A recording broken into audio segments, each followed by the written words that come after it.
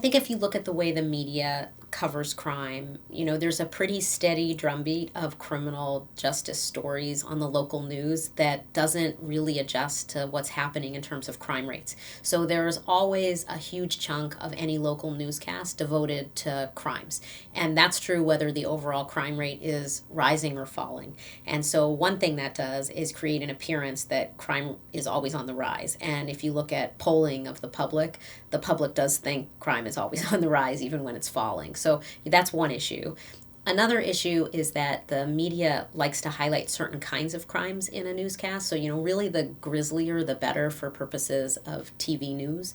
And as a result of that, you have the public thinking about these serious crimes when they're thinking about criminal justice policy overall. They might not be thinking about lower level offenses or the complexities of why someone might commit a crime. They just have some horrific image in their mind that they might have seen on the news or social media.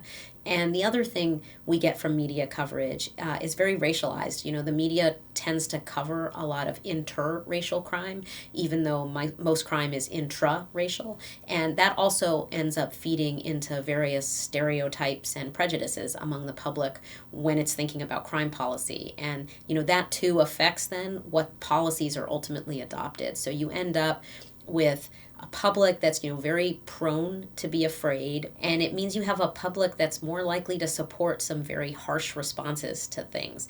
But what would be better would be if the media spent more time talking about what works to reduce crime. What would be the right approach if we're seeing crime on the rise, or we're seeing certain kinds of behaviors the public would like to see stopped, to really analyze what works to do that. And that you don't really see a lot of discussion about or coverage of.